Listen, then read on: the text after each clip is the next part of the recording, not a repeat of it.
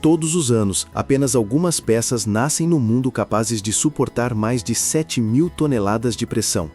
Mas uma delas estabeleceu um recorde que parecia impossível até para engenheiros.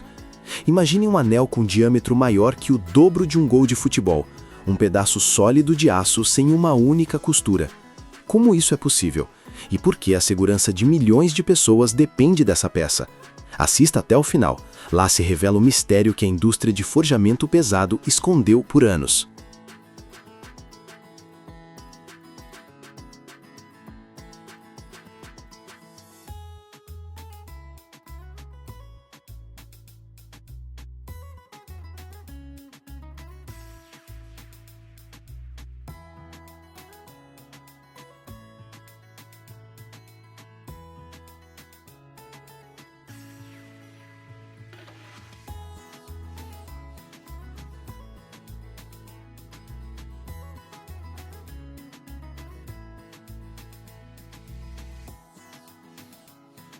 Para entender a escala, imagine um campo de futebol.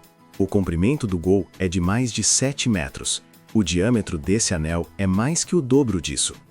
Dentro dele poderiam caber tranquilamente prédios de vários andares, ou um avião. E tudo isso, um pedaço de aço inoxidável sem nenhuma costura de solda. Antes, essas dimensões eram alcançadas soldando vários segmentos grandes em um anel. Parecia bonito, mas nos locais das costuras longitudinais sempre se escondia um risco. Qualquer microfissura, qualquer erro do soldador. E em caso de terremoto ou cargas prolongadas, essa costura poderia se tornar o ponto fraco. Os metalúrgicos chineses decidiram seguir outro caminho. Não colar, mas cultivar o anel a partir de uma única peça bruta. Eles usaram uma tecnologia chamada forjamento aditivo. A essência é esta. Em vez de tentar esticar o lingote para o tamanho necessário de uma vez, ele é forjado repetidamente em camadas, aumentando e rolando o metal gradualmente na forma de um anel gigante.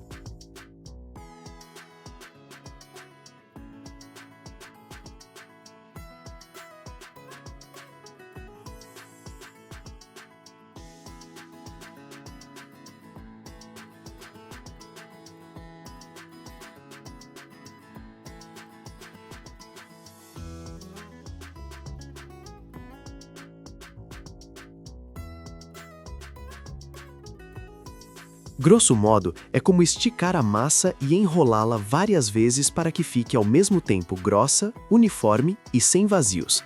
Aqui, em vez de massa, aço inoxidável aquecido e prensas com força de milhares de toneladas. Primeiro, fundem um aço de qualidade especial com níquel, cromo e molibdênio. Esses aditivos são responsáveis pela resistência, plasticidade e resistência à corrosão, mesmo em ambientes radioativos e de alta temperatura. O lingote resultante parece um barril de metal enorme. Ele é aquecido em fornos onde a temperatura é várias vezes maior que a de um forno de cozinha e transferido para as prensas. A peça bruta é primeiro achatada, depois perfurada, depois rolada em círculo, girando e batendo a cada vez para que a estrutura seja a mais homogênea possível. A tecnologia de forjamento aditivo consiste em aumentar constantemente o metal na direção certa e, ao mesmo tempo, compactá-lo, expulsando vazios e defeitos.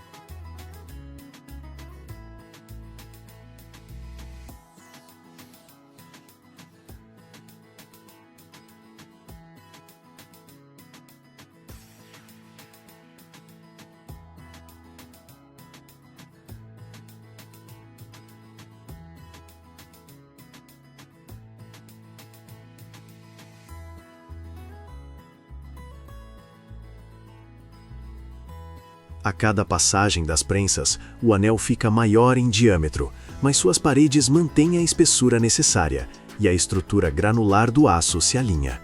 Os engenheiros controlam constantemente a temperatura, a compressão e a velocidade de deformação.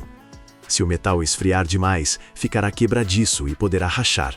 Se superaquecer, a estrutura derreterá e o aço perderá resistência. Por isso, toda a operação é conduzida como uma receita complexa, passos claros, tempos de espera, controle em cada etapa. No final, temos um anel sólido, sem uma única costura. Isso é crítico para um reator nuclear. O flange de suporte funciona como um cinto que mantém juntas as paredes do vaso e todo o recheio interno, o núcleo, trocadores de calor, estruturas internas. Ele é pressionado não apenas por um peso de 7.000 toneladas, mas também por deformações térmicas, vibrações e possíveis choques sísmicos.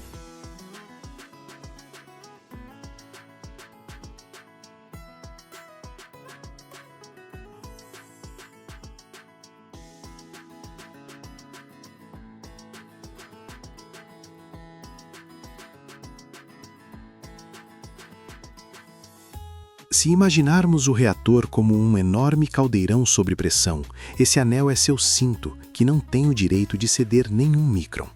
A ausência de juntas soldadas reduz drasticamente o risco de formação de rachaduras sob cargas cíclicas e torna a estrutura mais resistente a terremotos. Claro, a história não termina após o forjamento. O anel passa por tratamento térmico, é aquecido e resfriado segundo um regime definido para fixar as propriedades necessárias do aço. Limite de escoamento, tenacidade ao impacto, resistência à fluência em altas temperaturas. Depois vem verificações intermináveis. Controle ultrassônico para defeitos ocultos, testes mecânicos de amostras cortadas das sobras tecnológicas, medição de dureza ao longo do perímetro. E só quando os engenheiros têm certeza de que o metal se comporta da mesma forma em todos os pontos do anel, a peça é liberada para trabalhar no bloco nuclear.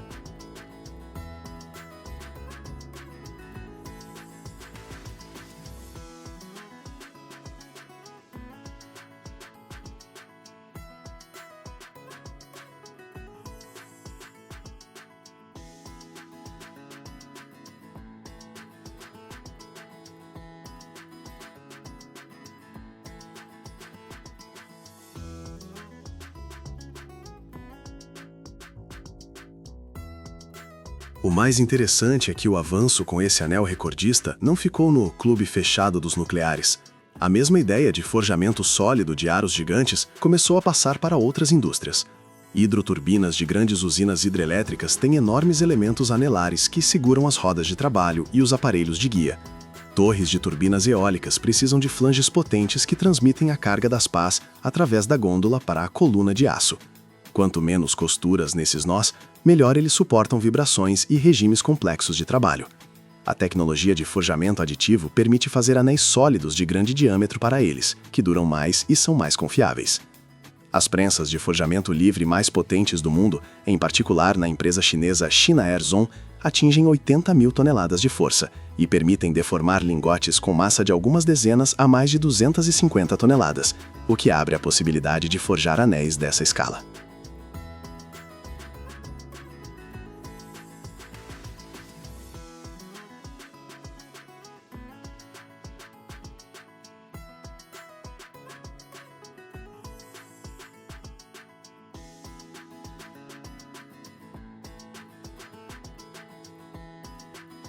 Anéis semelhantes também são usados na energia hidrelétrica.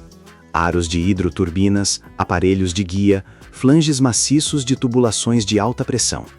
Onde quer que a ruptura de uma costura possa ser catastrófica, os fabricantes mudam para grandes elementos forjados sólidos.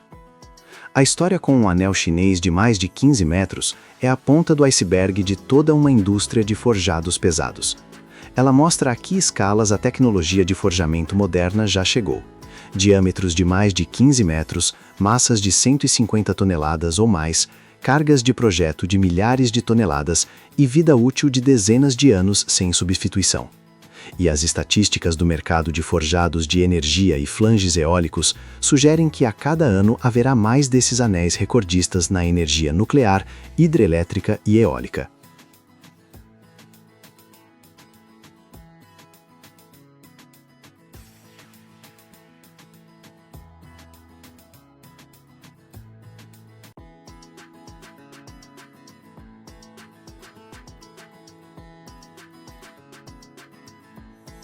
Imagine que um pedaço de metal enferrujado comum possa guardar um segredo que vira todas as regras da siderurgia de cabeça para baixo.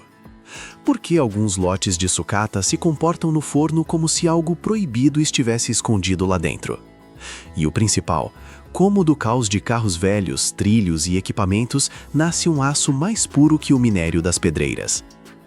Hoje, você vai ver o processo que transforma lixões urbanos em novas minas, e no final, descobrirá o segredo que nem a maioria dos trabalhadores da metalurgia imagina, aquele que define o destino de cada fundição. Olhe com atenção, pois a resposta está escondida em um lugar que você nem imagina.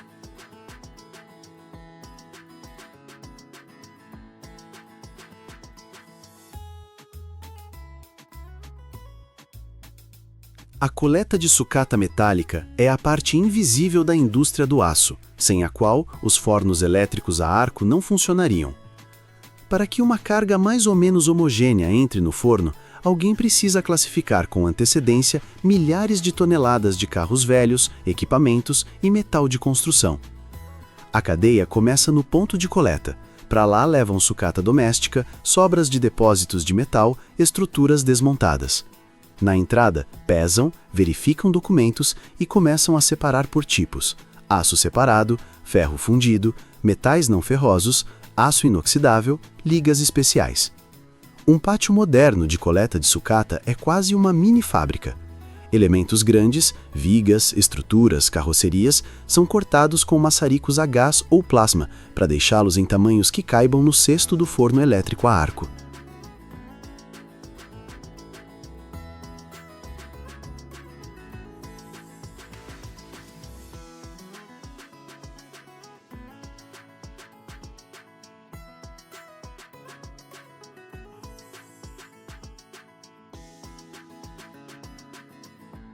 Primeiro, os carros são desarmados, retiram rodas, baterias, eletrônicos, drenam líquidos, separam metais não ferrosos e catalisadores. Só depois a carroceria é prensada em blocos densos, briquetados. Para chapas e sucata pequena, usam tesouras potentes que cortam vigas e perfis de vários centímetros de espessura de uma só vez. O momento-chave é a remoção de tudo o que prejudicaria a fundição. Tintas com alto teor de aditivos nocivos, grandes pedaços de concreto, madeira, plástico, borracha. É impossível limpar a sucata totalmente, mas quanto maior o nível de preparação, menos problemas no forno, menos escória, explosões por umidade, fumaça e gases nocivos.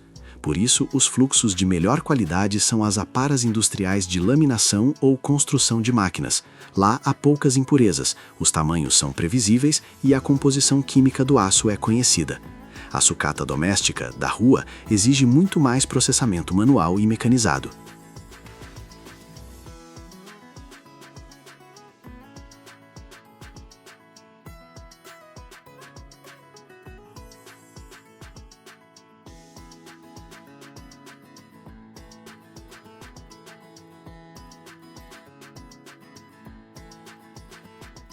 Após o corte e a limpeza primária, entram em cena os ímãs e separadores. Eletroímãs enormes nos braços de guindastes coletam o metal ferroso da massa geral de resíduos. E separadores de tambor peneiram a limalha de aço fina. Metais não ferrosos são retirados separadamente. É outra cadeia de negócios. A sucata de aço é agrupada em classes: baixo carbono, alto carbono, ligas, inoxidável, etc. Para usinas siderúrgicas elétricas, é importante que no lote não apareçam pedaços aleatórios, por exemplo, de aço de alta liga onde planejam fundir um vergalhão simples. Por isso, um grande fabricante costuma trabalhar com fornecedores fixos e impõe exigências rígidas de marcação e análise. A sucata preparada é prensada em pacotes densos ou carregada em grandes contêineres cestos, que depois são levados por guindaste direto para o forno.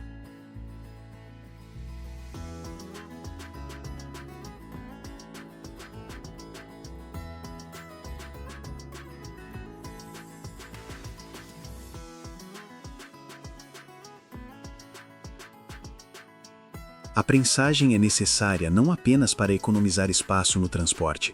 O metal compacto aquece melhor e assenta de forma previsível na fundição.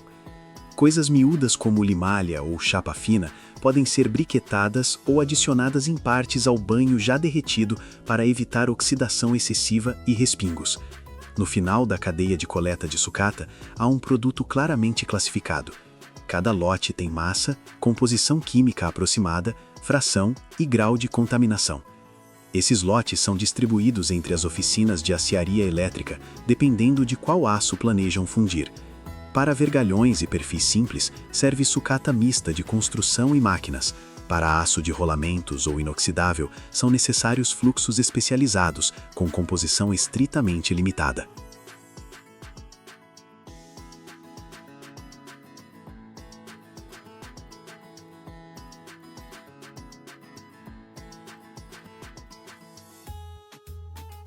No final, a coleta de sucata se transforma em uma verdadeira indústria de mineração na cidade.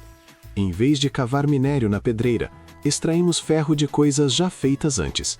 É exatamente da qualidade de trabalho nesse nível, da triagem no pátio até as prensas na grande área, que depende a estabilidade da fundição a arco elétrico e se a indústria do aço conseguirá avançar para um ciclo mais fechado e eficiente em recursos. O coração do processo moderno de fabricação de aço é o forno elétrico a arco. Dentro de uma enorme chaleira de aço revestida com tijolos refratários, descem de cima 3 eletrodos de grafite da espessura de uma árvore pequena. Entre as pontas dos eletrodos e a superfície da sucata, acendem-se arcos elétricos potentes.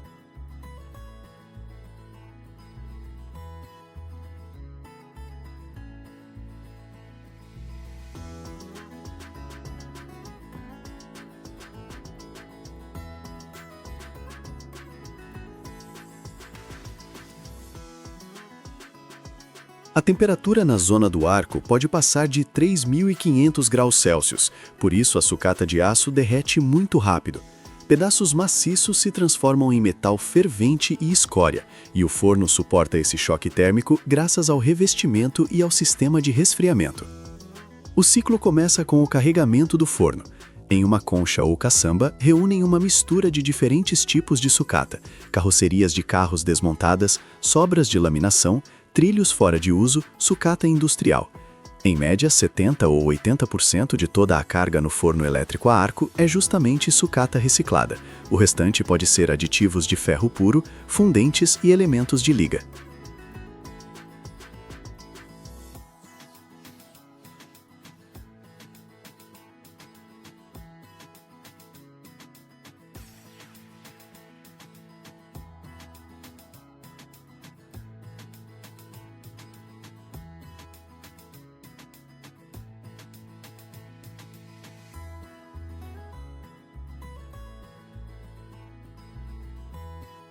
Essa proporção torna o caminho do arco elétrico muito mais ecológico que o alto forno.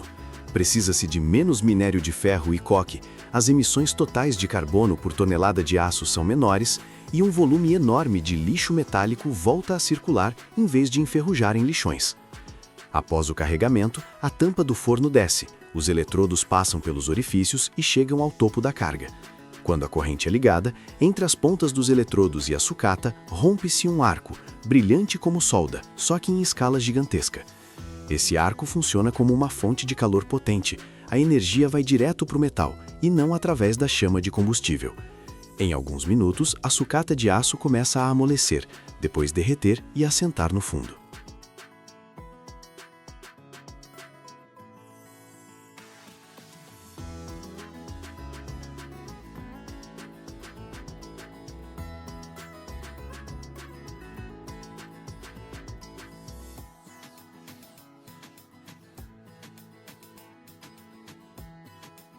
O operador regula a potência, o comprimento do arco e a posição dos eletrodos para que o derretimento ocorra uniformemente e não cause respingos excessivos.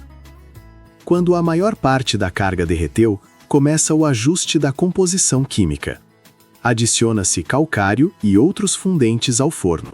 Eles formam escória, que puxa o enxofre e o fósforo do metal. Se necessário, injeta-se oxigênio através de lanças especiais. Ele queima o carbono dissolvido no metal e restos de impurezas indesejadas, aquecendo adicionalmente o banho. Ao mesmo tempo, através de janelas superiores ou laterais, introduzem-se aditivos de liga, ferro-ligas com manganês, cromo, níquel, vanádio. Assim, da sucata heterogênea, forma-se aço de uma classe específica. No final da fundição, o metal é desoxidado, Adiciona-se alumínio, silício ou outros elementos que ligam o oxigênio e evitam a formação de bolhas de gás na peça pronta.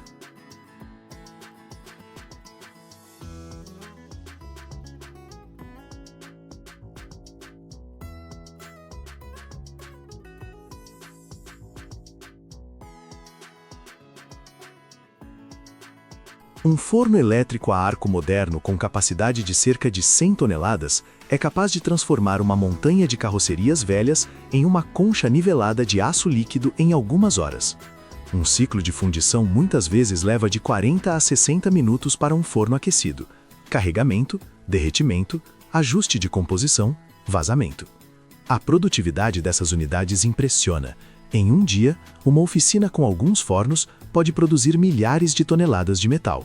Além disso, a energia do processo está se tornando cada vez mais limpa. A parcela de eletricidade de fontes renováveis cresce, então a pegada de carbono por tonelada de aço diminui ainda mais em comparação com o esquema clássico de alto forno. Quando a análise das amostras do fundido confirma a composição e a temperatura necessárias, chega o momento do vazamento.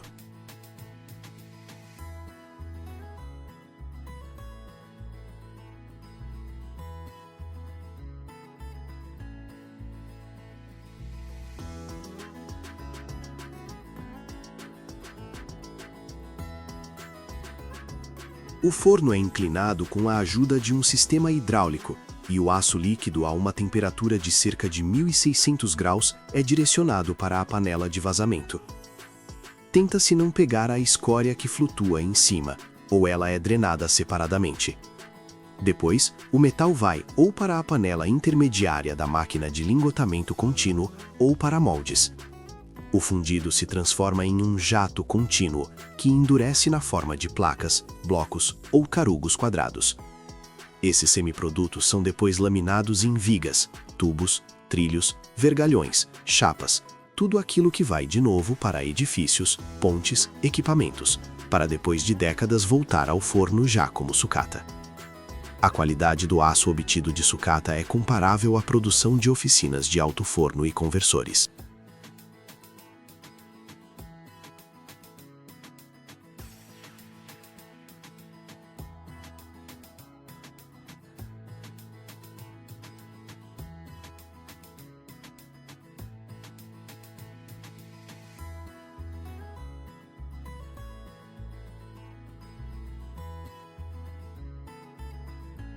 Com a carga e os regimes de refino escolhidos corretamente, o teor de impurezas nocivas é mínimo, e a parcela de ferro e elementos de liga atinge 99% e mais da composição necessária.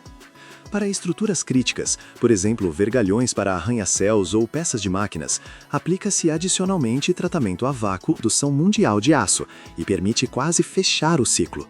O metal velho volta a circular na forma de novos produtos e não termina a vida no lixão. Quanto mais a eletricidade que alimenta esses fornos migra para fontes de baixo carbono, mais próxima a indústria do aço fica de um cenário onde grandes volumes de material de construção circulam no sistema com perdas mínimas para o meio ambiente.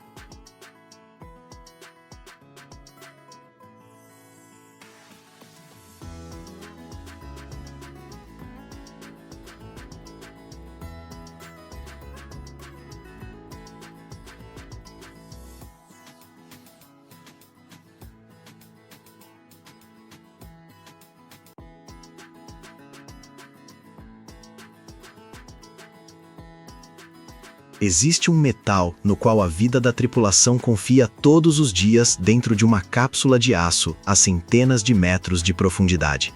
Imagine um tubo que não tem o direito de ter nenhuma microfissura quando uma coluna de água da altura de dezenas de andares o pressiona. Não é uma liga fantástica de filme, mas aço real, capaz de suportar uma carga de mais de 100.000 psi, e ainda permanecer vivo o suficiente para não se desfazer, mas respirar elasticamente junto com o casco do submarino. Hoje você vai ver do que realmente é feito o casco resistente de um submarino, por que o titânio acabou sendo um herói das profundezas caro demais, e como os engenheiros conseguem fazer o metal aguentar onde qualquer aço comum teria amassado como uma lata de conserva.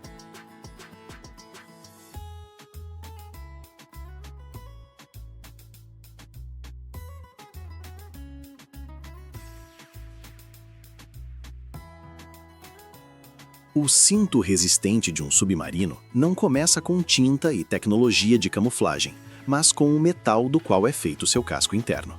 O casco resistente é um tubo de aço de parede grossa de forma cilíndrica, dentro do qual ficam os compartimentos, as pessoas e o equipamento.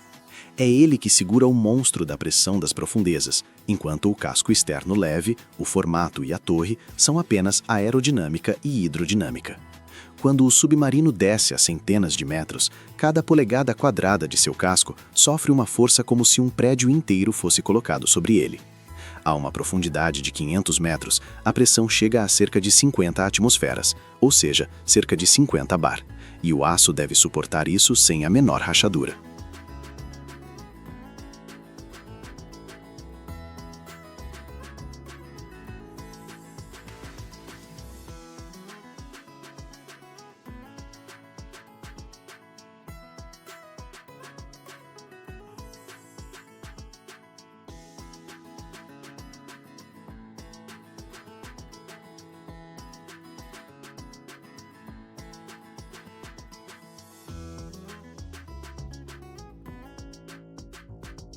Para tornar isso possível, usam-se aços ligados especiais de alta qualidade. Um exemplo clássico é o aço americano HY80. A sigla HY significa High Yield, ou seja, alto limite de escoamento. O aço começa a se deformar irreversivelmente apenas com tensões não inferiores a 80.000 psi. Para submarinos, o HY80 permite uma profundidade operacional de mergulho de aproximadamente 550 metros. Mais tarde surgiu o aço HY100, com limite de escoamento já próximo de 100.000 psi, ou seja, cerca de 700 megapascais, o que permitiu projetar submarinos para profundidades de cerca de 690 metros. A diferença de dezenas de megapascais, na realidade, significa centenas de metros de zona de sobrevivência adicional do casco, antes que as tensões se aproximem das críticas.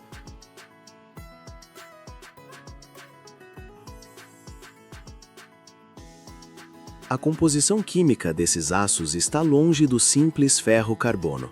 Adiciona-se níquel, cromo, molibdênio, manganês e outros elementos em proporções exatas. O níquel aumenta a resistência ao impacto e reduz a temperatura de fratura frágil. O cromo reforça a resistência à corrosão e à dureza. O molibdênio ajuda a resistir à fluência e a concentrações locais de tensão. Como resultado, forma-se um aço que, mesmo nas baixas temperaturas da água do mar, mantém a plasticidade e não se quebra como vidro com um impacto ou carga brusca. Para submarinos militares, isso é crítico.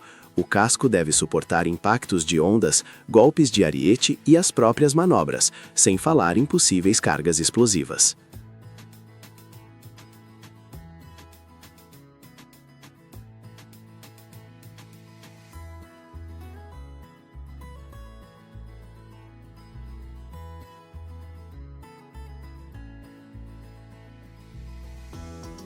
A história seguinte é a história de chapas grossas e soldagem complexa. As chapas do casco resistente têm espessura de vários centímetros. Elas são curvadas em rolos potentes em seções cilíndricas. A curvatura deve ser tão precisa que, ao unir as chapas, forme-se um anel perfeitamente plano, sem tensões internas e ovalização. Várias dessas seções são montadas em anéis do casco, compartimentos separados, que depois são soldados entre si em círculo. Cada costura longitudinal e anelar é potencialmente o lugar mais fraco, por isso as exigências para a soldagem não são menores do que para o próprio aço. Usa-se soldagem automática a arco submerso. Controla-se rigorosamente a temperatura de pré- e pós-aquecimento para evitar a formação de zonas frágeis temperadas e rachaduras internas.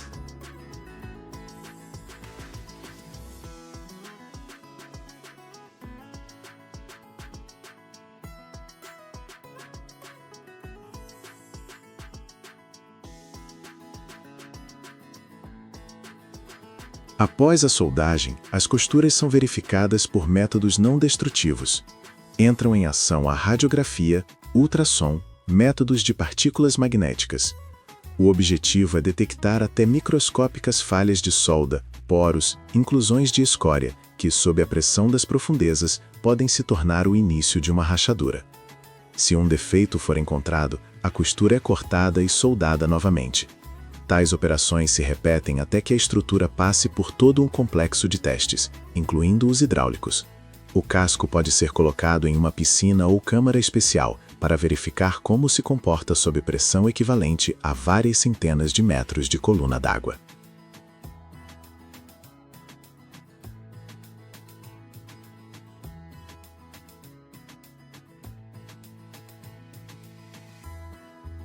Na URS, parte dessa lógica foi levada ao extremo graças ao uso de ligas de titânio. O titânio tem menor densidade que o aço e, ao mesmo tempo, altíssima resistência e resistência à corrosão na água do mar. O lendário K278 com somoletes recebeu um casco resistente de titânio e conseguiu atingir a profundidade de cerca de 1.000 metros. Isso é o dobro das profundidades operacionais típicas da maioria dos submarinos de aço. Mas teve que se pagar um preço colossal pelo material e processamento. O titânio é difícil de soldar, exige um ambiente protegido, tecnologias caras e alta qualificação. Como resultado, tais experimentos permaneceram mais como uma vitrine de possibilidades do que um padrão em massa.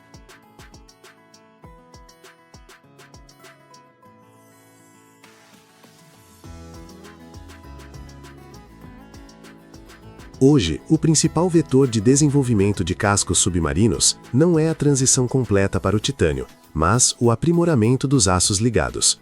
Novas marcas são desenvolvidas para terem um limite de escoamento e resistência ainda maiores, mas, ao mesmo tempo, permanecerem plásticos o suficiente. Um metal muito rígido é perigoso. Ele pode não se deformar, mas rachar repentinamente ao exceder o limite. A tarefa dos metalúrgicos é encontrar um equilíbrio no qual o casco primeiro brinque um pouco sob pressão, distribuindo as tensões, e só depois, muito longe dos regimes operacionais, atinja valores críticos. Para isso, ajusta-se o teor de níquel, cromo, molibdênio, adicionam-se microelementos de liga, controla-se o tamanho do grão e o tratamento térmico.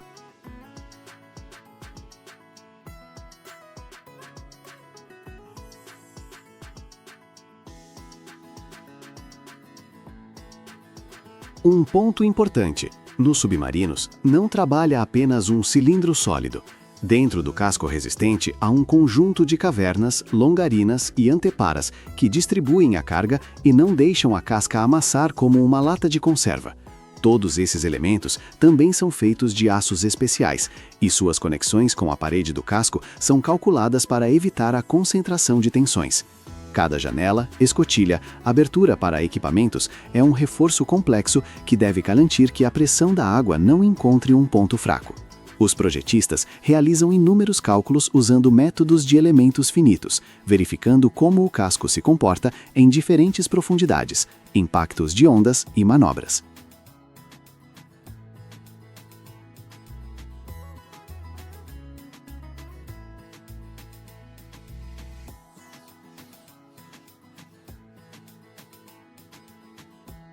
Se imaginarmos a viagem do submarino para a profundidade, no nível do metal, parece assim: a cada 10 metros de imersão, a pressão aumenta em cerca de 1 atmosfera.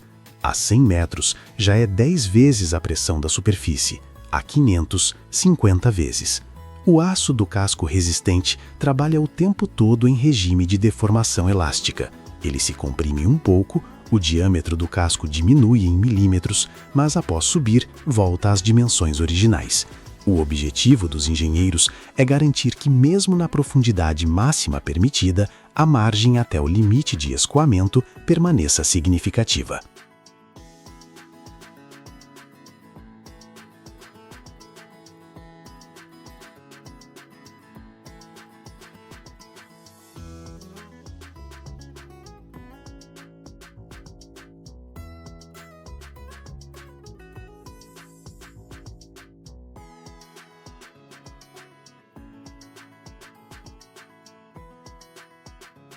Todos os anos, o mundo queima mais de 200 milhões de toneladas de metais, mas existe um que é quase impossível de destruir.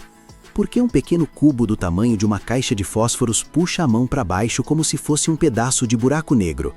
e como um material que derrete apenas a 3.400 graus afeta armas, eletrônicos e até a geopolítica mundial. Esta é a história do tungstênio, o metal que muda as regras do jogo. Assista até o final, lá vou revelar um faro sobre o tungstênio que até alguns fabricantes escondem.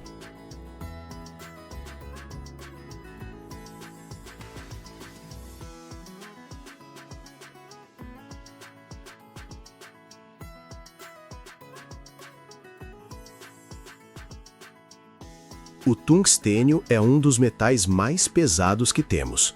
Sua densidade é maior que a do chumbo, quase igual à do ouro, e perde apenas um pouco para o ósmio, o campeão dos pesos pesados. Na mão, um pedaço de tungstênio parece uma injustiça. Um cubo de metal pequeno e arrumado, que pela lógica deveria ser leve, na verdade puxa a palma da mão para baixo, como se houvesse algumas centenas de tijolos invisíveis escondidos nele. Mas isso é só o começo. O principal superpoder do tungstênio não é nem o peso, mas seu temperamento no mundo das altas temperaturas. A resistência ao calor do tungstênio já virou lenda. Ponto de fusão acima de 3.400 graus Celsius, sem compromissos, sem pontos fracos. Ele não apenas suporta condições infernais, ele se sente em casa lá.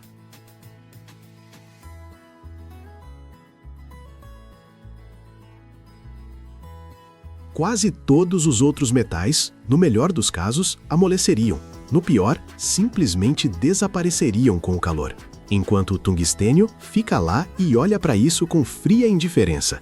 É por isso que ele é ideal para filamentos de lâmpadas. Sim, aquelas velhas e boas lâmpadas incandescentes. Porque onde mais encontrar um material que brilhe com uma luz branca intensa, mas não derreta numa pasta amarela? Sua dureza extraordinária é uma história à parte. Por si só, o tungstênio é bastante frágil, mas basta combiná-lo com carbono e nasce o carboneto de tungstênio, um dos materiais mais duros da Terra.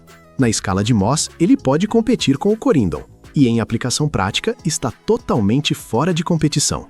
É o carboneto de tungstênio que está na base de brocas de perfuração, cortadores, fresas e brocas que cortam granito como se fosse torrada.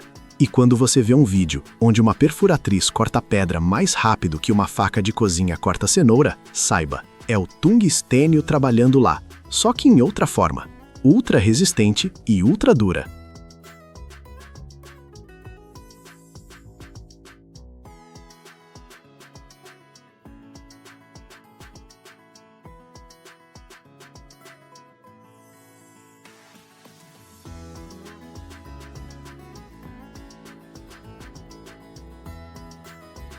Na esfera de defesa, ligas de tungstênio são usadas para fabricar projéteis subcalibrados e elementos perfurantes. Duas coisas são importantes aqui: alta densidade e capacidade de manter a dureza sob cargas colossais. Durante um impacto a uma velocidade de vários quilômetros por segundo, um metal comum seria simplesmente esmagado, mas o tungstênio permanece afiado e agressivo. Nesse sentido, ele é realmente duro como uma bala, só que 2 ou 3 vezes mais eficiente. Mas o uso militar é apenas parte do quadro. O tungstênio é encontrado na eletrônica, onde são necessários contatos capazes de sobreviver a altas temperaturas e cargas, em instalações a vácuo, na indústria, onde são importantes materiais que não derretam e não oxidem com o aquecimento.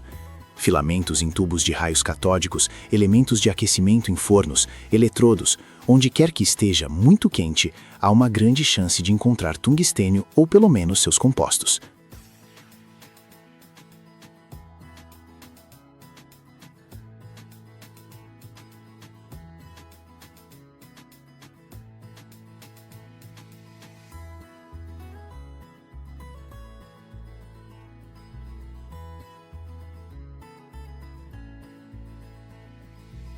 O próprio metal é raro na natureza. Ele não fica em depósitos como o ferro e não aparece em forma pura como o ouro nativo. Ele precisa ser extraído de minerais, wolframita e scheelita. O processo é complexo, com várias etapas, exige muita energia, mas é exatamente isso que explica por que o tungstênio é tão caro e por que nem todo país pode simplesmente começar a produzi-lo. Mas a demanda é tão enorme que a indústria passa paciente e persistentemente por toda essa busca tecnológica. O tungstênio é interessante também porque quase não sofre corrosão. Chuva, sal, acidez, tudo isso para ele é mais ou menos como arranhões leves para um tanque. Graças a isso, as ligas de tungstênio servem onde outros metais se destroem 3 a 6 vezes mais rápido. E se deixarmos de lado o jargão científico, surge uma história muito simples. É um metal que não tem medo de peso, pressão, temperaturas, impactos e tempo.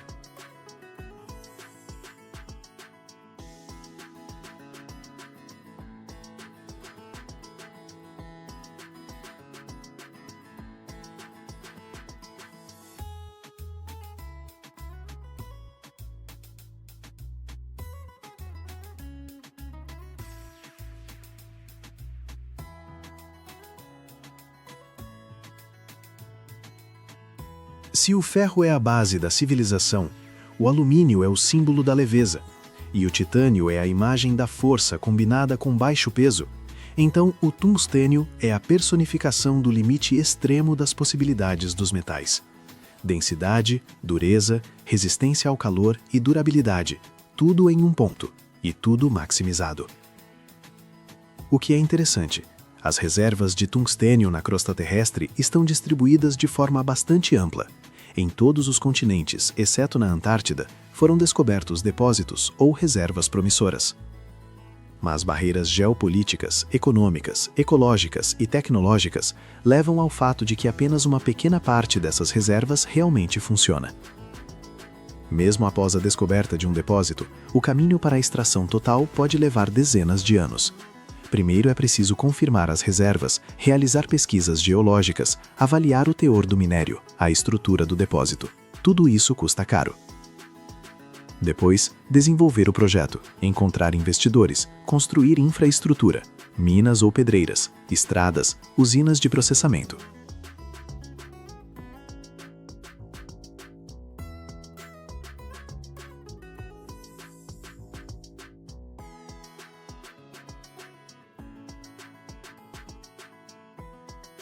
Sem grandes investimentos e demanda estável, isso não funciona.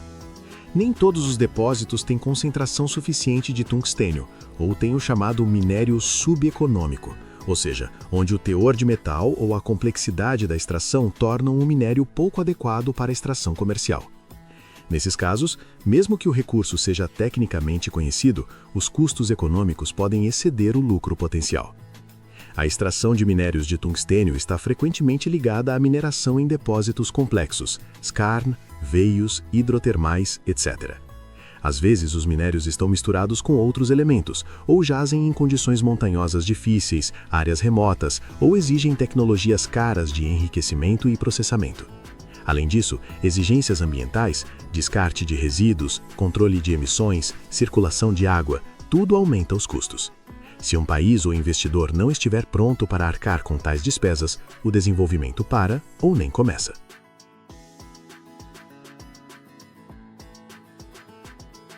Frequentemente, os depósitos estão localizados em regiões remotas ou instáveis, onde a instabilidade política, a falta de infraestrutura, a burocracia e os riscos afastam os investidores. Além disso, parte das maiores áreas de extração e processamento está concentrada em poucos países, o que lhes dá uma vantagem estratégica sobre o resto do mundo. Como resultado, mesmo que outros países tenham recursos, eles podem ser inacessíveis ou economicamente inviáveis. Também acontece frequentemente que minas antigas fechem, devido ao esgotamento do minério, mudança de preços no mercado, aumento dos custos de extração ou devido a restrições ambientais. A reativação de tais minas muitas vezes requer tempo, dinheiro e novas tecnologias. Isso significa que a situação com o tungstênio não é sobre reservas inesgotáveis, mas sobre depósitos usados seletivamente, decisões orçamentárias, viabilidade comercial e geopolítica. E por isso, o controle sobre as minas ativas, sua modernização, tecnologias de processamento e logística são frequentemente mais importantes do que a simples reserva bruta do mineral.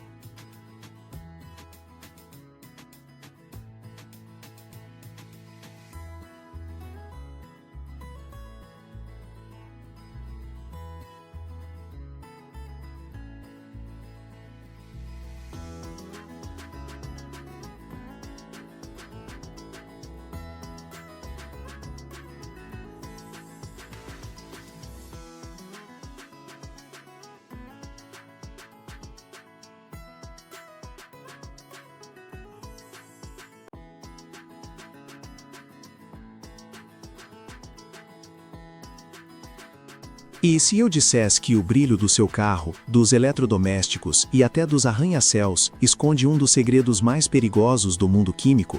O metal que vemos todos os dias com um brilho espelhado começa sua jornada nas entranhas sujas da Terra e pode se transformar em uma substância da qual até engenheiros fogem.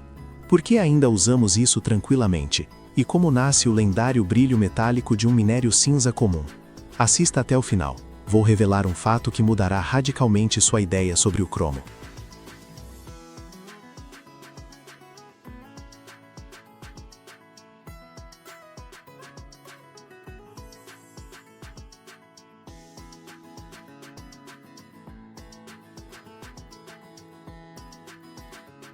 O cromo é o verdadeiro diretor de arte do mundo químico, uma celebridade metálica que adora atenção e brilho. É ele o responsável por fazer com que seus talheres não virem um pesadelo enferrujado e sua moto pareça ter acabado de sair de uma oficina do futuro. É um verdadeiro dandy metálico, mas para chegar à sua essência elegante é preciso passar por todos os círculos do inferno industrial. Seu nome, aliás, vem da palavra grega chroma, que significa cor. E ele justifica totalmente esse nome, pois seus compostos são um verdadeiro show de fogos de artifício, do pigmento amarelo brilhante que antes pintava ônibus escolares ao verde intenso usado em tintas. Ele é literalmente o pai de todas as cores, mas prefere usar sua roupa mais moderna, branco prateada com brilho espelhado. É como uma celebridade que esconde com base e glitter o fato de que de manhã ela se parece com todos nós, cinza e infeliz, e apenas o trabalho duro da indústria química a transforma em estrela.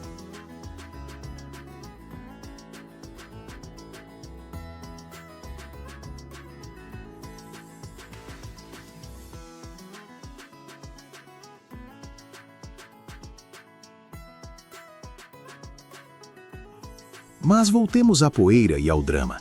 Esse bonitão elegante é filho do levantamento de peso. A maioria de suas reservas, um verdadeiro tesouro de minério de cromo, está escondida a fundo nas entranhas da Terra. E sabem quem é o principal fornecedor de brilho aqui? A África do Sul, senhoras e senhores.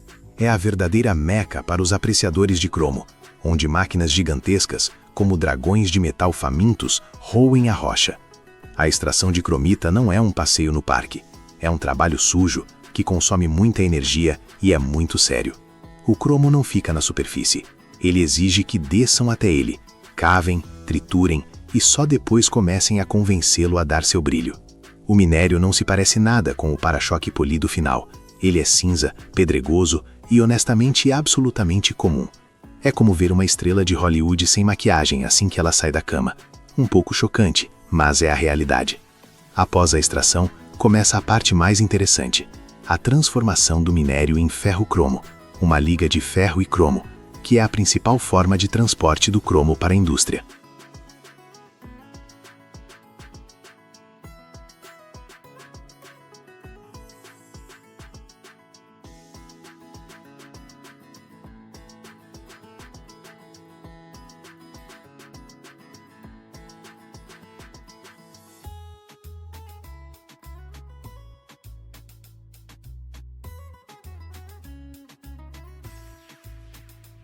Isso é feito em enormes fornos elétricos a arco, onde a temperatura é tal que evaporaria até seu sonho mais ousado. O ferro-cromo é uma espécie de semiproduto de brilho e é criticamente importante para criar o que torna nossa vida confortável e estética, o aço inoxidável. E aqui chegamos ao papel mais importante desse elemento, seu papel de super-herói anti-corrosão. O aço inoxidável é basicamente ferro que encontrou seu guarda-costas ideal, e esse guarda-costas é justamente o cromo. Quando adicionamos cromo ao ferro, o cromo, como um verdadeiro cavalheiro, vem à superfície do aço e forma uma película finíssima, invisível, mas incrivelmente forte de óxido de cromo. Essa película é um verdadeiro escudo invencível que se regenera instantaneamente se for arranhado. É como ter um estoque infinito de nanocurativos sempre prontos.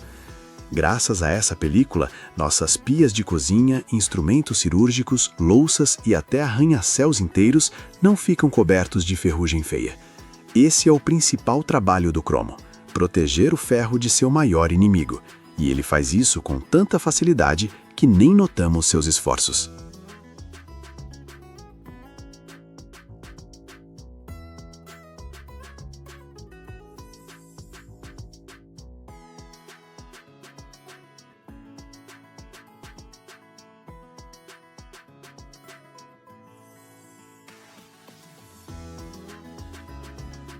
Ele é tão modesto quando protege, mas tão brilhante quando se exibe. Mas, como qualquer estrela, o cromo tem seu segredo sombrio. E essa é a parte onde tiramos os óculos cor-de-rosa e entendemos por que o tema da extração é sério. Em sua forma mais comum e estável, o cromo tem um certo grau de oxidação e é geralmente um microelemento seguro e até necessário em nossa alimentação. Mas quando o cromo decide lembrar sua juventude rebelde e aumenta o grau de oxidação de 3 para 6, ele se transforma em um verdadeiro vilão químico, conhecido como cromo hexavalente. Esse cara é tóxico, cancerígeno e conhecido graças ao drama de Hollywood sobre Erin Brockovich, que lutou contra a poluição industrial da água por esse elemento. Conhecem essa história? Escrevam se gostaram. O cromo hexavalente não é apenas um incômodo, é uma ameaça real à saúde dos trabalhadores na produção e ao meio ambiente, se for descartado incorretamente.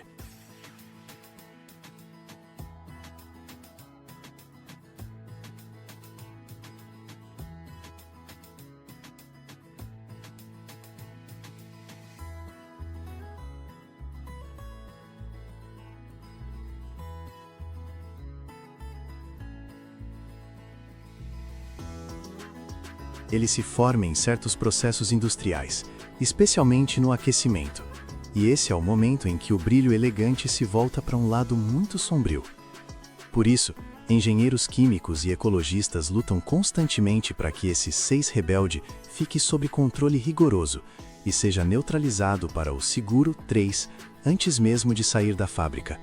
É como manter trancado o membro mais imprevisível da família, para que ele não estrague a festa de família. Finalmente, vamos falar sobre seu papel mais brilhante, o papel de rei da galvanoplastia. A cromagem galvânica, ou como simplesmente dizemos, cromagem, é um processo que transforma metal comum em um item de luxo. Lembre-se de maçanetas, para-choques, rodas, escapamentos, torneiras de cozinha, tudo que brilha e reflete a luz com aquele brilho metálico aristocrático. É uma camada finíssima, mas incrivelmente dura de cromo, aplicada por método eletroquímico.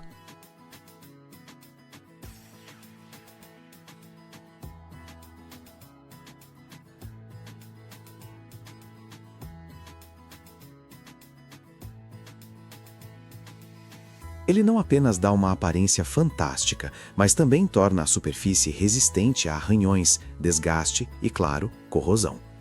O processo de cromagem costuma ser bastante sujo e complexo, exigindo controle muito preciso, mas o resultado vale a pena. O cromo, neste caso, atua como o acabamento brilhante final, como o último toque do artista que transforma o trabalho em obra-prima. Ele leva toda a fama, embora por baixo dele possa haver cobre ou níquel comuns. Ele é a fachada metálica que todos adoram fotografar. Essa é a história do cromo. Ele começa sua jornada na forma de um minério pouco atraente nas entranhas quentes e sujas da África do Sul, exige um processo de purificação complexo e muitas vezes perigoso para largar seus hábitos tóxicos, e só depois disso veste seu melhor terno prateado para se tornar o protetor e rei do brilho na sua vida cotidiana. Ele é a razão pela qual sua cafeteira parece moderna e seu carro brilha ao sol.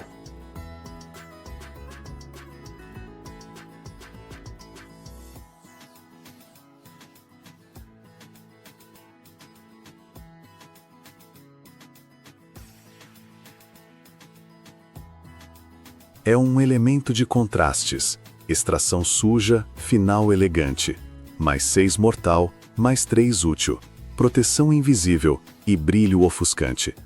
E tudo isso para que possamos dizer, oh, olha como brilha. Então, da próxima vez que você admirar o brilho do cromo, lembre-se daquele começo distante e empoeirado nas minas, onde esse brilho nasceu.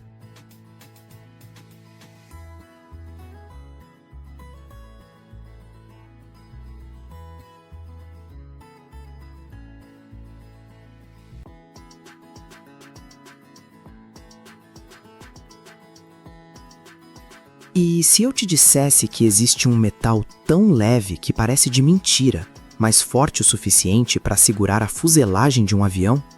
E que esse metal pode ser extraído diretamente da água do mar? Soa impossível, não é? Mas é exatamente aqui que começa o mistério do magnésio, o material que está silenciosamente mudando a aviação, os gadgets e até a medicina. E o mais interessante, no final do vídeo, você vai descobrir um fato sobre esse metal que vai virar sua percepção sobre a indústria moderna de cabeça para baixo. Então aperte o cinto. Estamos mergulhando num mundo onde a leveza pode ser mais forte que o aço.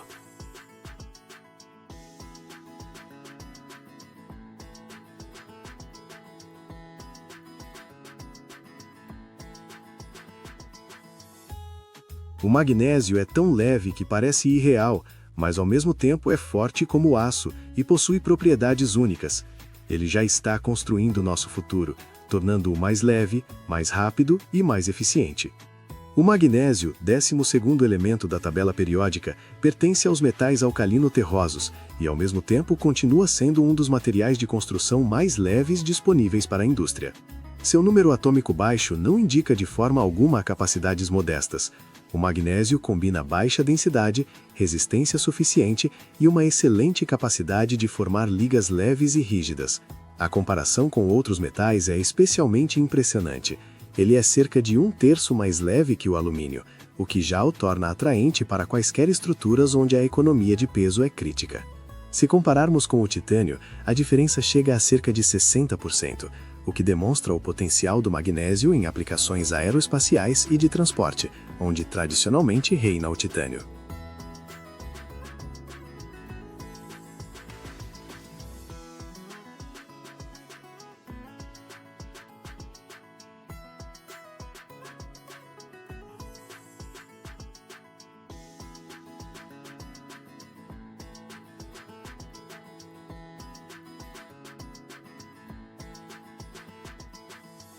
E, finalmente, o magnésio é 4 vezes mais leve que o aço, mas, ao mesmo tempo, suas ligas podem garantir resistência suficiente para muitas tarefas de engenharia. É justamente por causa dessa combinação de propriedades que o magnésio é considerado um metal promissor do futuro na indústria. Imagine só, você pode criar uma peça que não perde em resistência para uma de alumínio, mas pesa 3 vezes menos. Isso não é apenas legal, é um divisor de águas para muitos setores. Ele tem uma cor branco-prateada, oxida facilmente no ar formando uma película protetora e, o que é interessante, pode queimar intensamente com uma chama branca ofuscante, o que era usado nos antigos flashes fotográficos. O magnésio é um elemento muito comum, o que o torna ainda mais atraente. Ele é o 8º elemento mais abundante na crosta terrestre e o 3º elemento dissolvido mais abundante na água do mar. Sim, o oceano é uma fonte enorme de magnésio.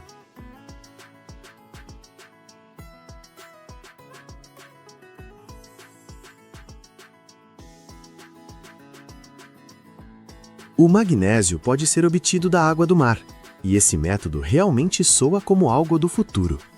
Embora o magnésio represente apenas décimos de % lá, o volume dos oceanos o torna praticamente inesgotável. A água do mar é simplesmente coletada e adiciona-se cal a ela. Depois disso, forma-se hidróxilo de magnésio, que não se dissolve e logo se deposita no fundo. Esse sedimento é separado, lavado e em seguida forçado a reagir com ácido clorídrico para obter cloreto de magnésio. Depois a solução é evaporada até restar quase apenas sal derretido puro. É esse fundido que é enviado para os eletrolisadores. Sobre a ação da corrente, o cloreto de magnésio se decompõe. O magnésio puro se deposita no cátodo e o cloro é retirado separadamente e pode ser reutilizado. O processo consome muita energia, mas o resultado é um metal de alta pureza em grandes escalas.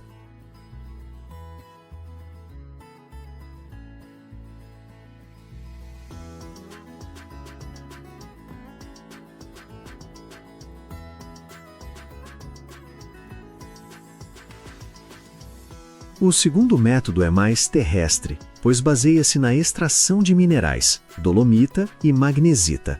Eles são extraídos em pedreiras ou minas, triturados e enviados para a calcinação. Sob a ação de altas temperaturas, o dióxido de carbono sai do minério e resta o óxido de magnésio. Aí entra em jogo a pirometalurgia.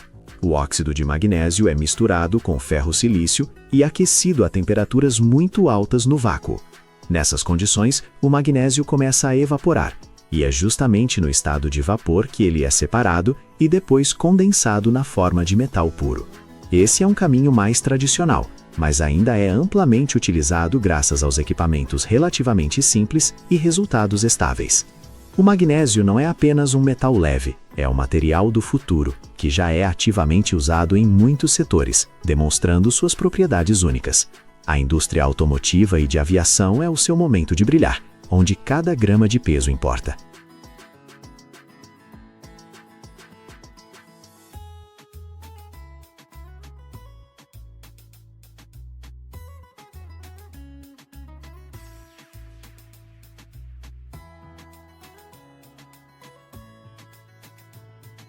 Quanto mais leve o carro ou o avião, menos combustíveis eles consomem. Menores são as emissões de substâncias nocivas na atmosfera.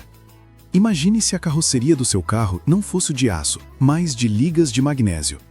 Isso tornaria o transporte mais rápido, mais econômico e mais ecológico. Ligas de magnésio são usadas para carcaças de motores e transmissões, onde é necessária alta resistência com peso mínimo. Rodas de magnésio leves e fortes melhoram a dirigibilidade e reduzem a carga na suspensão. Peças de assentos e painéis de instrumentos tornam-se mais compactas e elementos da carroceria mais resistentes à corrosão. Na aviação e na indústria espacial, o magnésio é ideal para componentes leves de aviões, foguetes e satélites, onde cada grama vale ouro, permitindo aumentar o alcance de voo e a manobrabilidade dos aparelhos.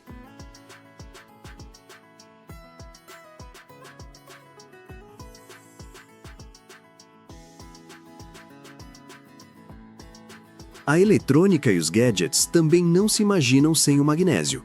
Seu smartphone, notebook, tablet buscam ser mais finos, mais leves e mais fortes. E as carcaças de ligas de magnésio são ideais para isso. Elas não são apenas leves, mas também dissipam o calor perfeitamente, garantindo o funcionamento confiável de processadores e baterias, mesmo sob carga. Muitos notebooks de elite e câmeras fotográficas profissionais têm justamente carcaças de magnésio, que suportam impactos sem adicionar peso extra. A medicina abre uma nova era com o magnésio. Cientistas estão desenvolvendo implantes para tratamento de fraturas ósseas, que com o tempo se dissolvem no corpo, sem deixar vestígios e sem exigir uma segunda cirurgia. Isso é um avanço absolutamente revolucionário na biomedicina, onde o magnésio se torna um material biocompatível que estimula a cicatrização dos tecidos.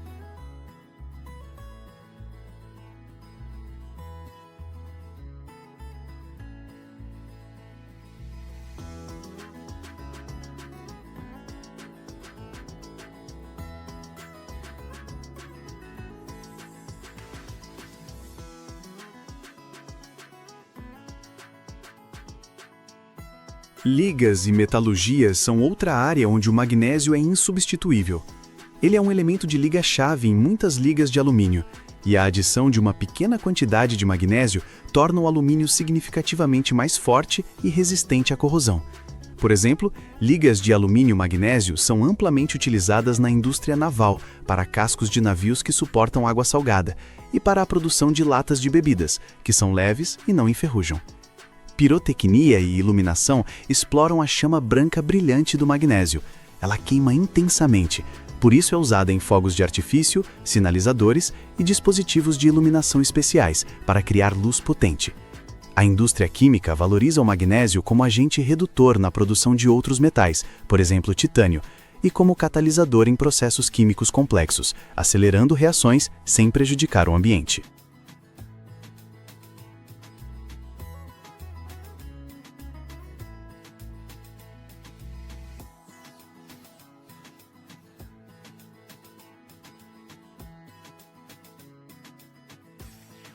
Até em suplementos alimentares e na medicina, o magnésio desempenha um papel vital.